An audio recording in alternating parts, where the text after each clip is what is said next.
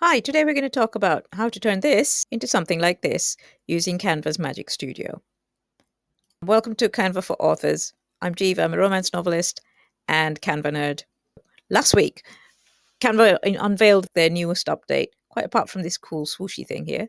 Uh, that's Magic Studio, and it involves a whole lot of AI-based tools that you can use. So there's Magic Design, Magic Write, Magic Write was already there. Magic Animate, Magic Switch. This is good for changing size, and Magic Morph, and a few others. But the thing that we're going to concentrate on today is Magic Morph. Because this is a channel for writers, we're going to talk about how to use it for book covers. Before we do that, don't forget to like and subscribe. And if you are an author who would like to talk to other authors about how to use Canva, come and join the free Facebook group. Okay, let's go. Magic Morph is an app that you can use in Canva, and you can use it on really simple graphics, shapes, and text. Okay, so I'm going to show you on the word royal, which is in text, and I'm just going to do one example, and then I'll show you a few that I did earlier. Okay, so you type out your text, change the font. That font is Kellen Etor, and that I think is a pro font. No, it's not. It's a free font. Yay. Okay, and then we scroll down on this ribbon here until we get to apps. And you just type in Magic Morph, but it's right in there. So I'm just going to click. Okay.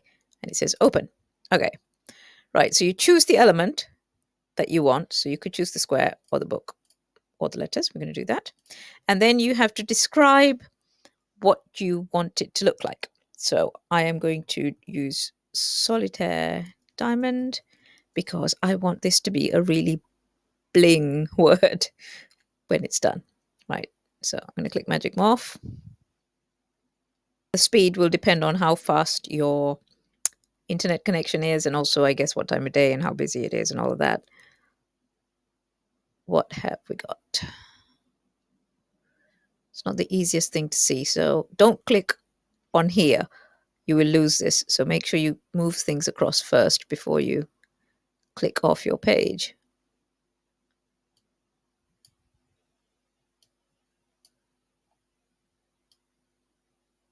That's pretty cool. That's got a little diamond in there.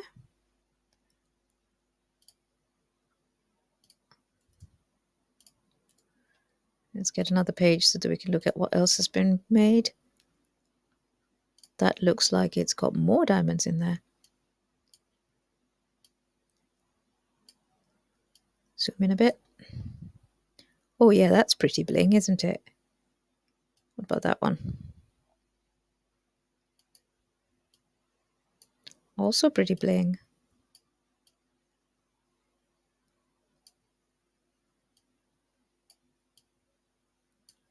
I quite like this one.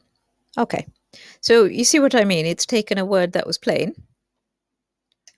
and come up with all these different variations. This is from when I did it about 15 minutes ago when I was practicing. Each time you generate it, you'll get slightly different results, which is fine. Keywords, I will talk about keywords in a bit, but the keywords, some of them work really well, some of them don't work as well. For example, if I do this square and I try solitaire diamond on that, what I would have expected would be a diamond, a close-up of a diamond inside it. But what we've actually got is a square with a diamond set in it, which, you know, is kind of a solitaire diamond. I guess that is what we asked it to do. And it's not terrible, but it's not quite what I had in mind. So you need to play with the keywords until it works. Sometimes it doesn't work very well at all. So I tried rainbow and the results were just nonsense. Just there were a lot of colors, but they weren't in the style of a rainbow at all.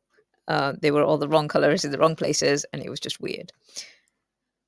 But the AI is constantly evolving, and it will learn. It will just improve every day.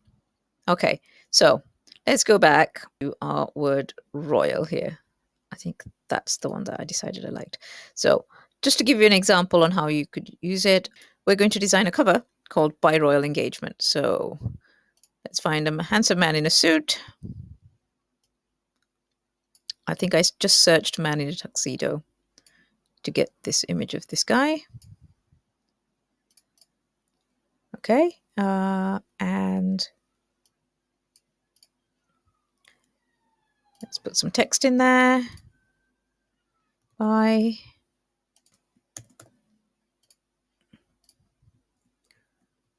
Royal.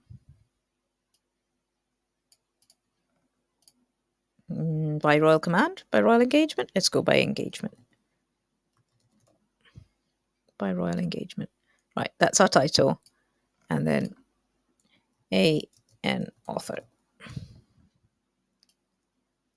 Okay, so it's a pretty boring book cover. Now what we want to do is we want to bling this up a bit.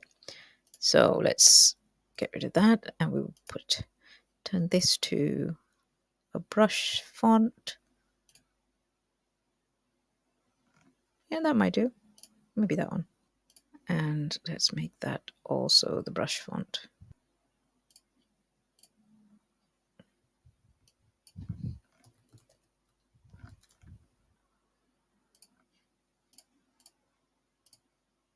Okay, and now we need the word royal, which we made earlier. Where's it gone? There. And paste, right click and paste, or Control C and Control V. There we go. Oh, not by engagement royal, by royal engagement. Move engagement down a bit.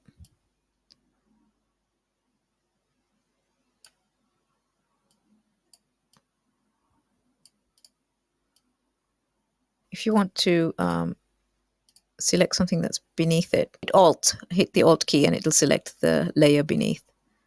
Let's just change that to, I don't know, what's a good color? Red?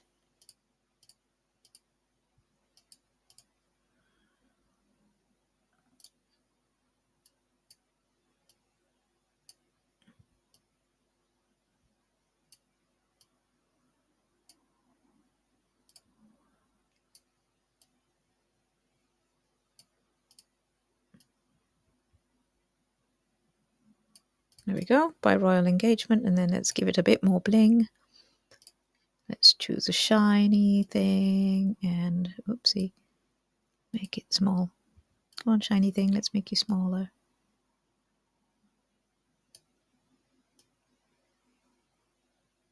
There you go.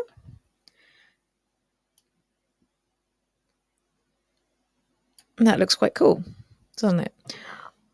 One of the things I've noticed that sometimes it makes the edges of the text a little bit fuzzy. So I don't really know how to deal with that, except maybe you could try putting the word royal in your original text. So font was Kellen Etor and royal, no, in capitals. Make it the same size. Just about. Does it line up?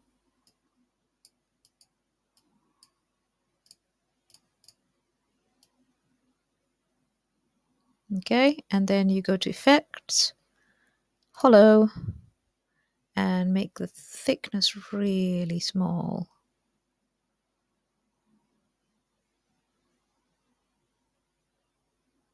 There you go. Now you've got a clearer edge. It doesn't fully line up, but you get the idea. So that's how it could be useful for book titles. The way I've been doing it previously is to either do the book titles and put textures in using a different program like Procreate or PaintShop Pro, or taking the title, turning it into a frame, which I will do a separate video on that. So you take the title, you turn it into a frame, and then you find your texture and you put it behind that frame. This is a good alternative, and it will improve as time goes on. One of the difficulties is working out the keywords. So some of the keywords work and some of them don't. And this is all still new, so we are still working out how to use the keywords. So I spent a lot of time last weekend playing with this because I have no life. And these are some of the keywords that I found used quite well. Gleaming Metal Blade worked really well for fantasy. So did Liquid Honey. So Gold Glitter Sparkle. I tried Gold Glitter to start with, and it had these big bald patches. Once I added the word sparkle, the bald patches are now quite small, but they're still there, which is not great. Um, yeah, I'm hoping that'll stop happening with time. This one I like, glazed donut glaze icing. Peacock feathers, intricate clockwork mechanism. These are lovely. I mean, if you had a steampunk book, something like this would be delightful on it. Diamonds, which you've already seen, and solitaire diamond. I love this. Roses, which sort of worked in rounded text. If you did it in a more blocky text, it didn't work at all. Honeycomb, love that. Don't know when you'd use it. Same with this one, really. It's cool. Ocean, that's really pretty. I would use that. And the choice of font affects the texture, so a balloon texture would work better with a rounded font. So this is inflatable reflective gold foil, which is a Canva prompt that they've given you as an example. And if you did it with a blocky text, it looks not so great. It doesn't look very much like it's an inflatable thing. Whereas if you did it in a rounded text, it looks exactly like an inflatable balloon. So yeah, if you play with it, let me know if you come up with some interesting keywords. And I will carry on playing with it as well. If you have any questions or if you would like me to try something, put a note in the comments and I'll have a go. Don't forget to like and subscribe and come and join the Facebook group. And if you'd like me to design you a book cover, again, contact me and we will talk. I'm going to go and play with the rest of the Magic Studio, and I will be back with more videos talking about the other things that have come up in it. Some of them are very cool. Thank you for your time.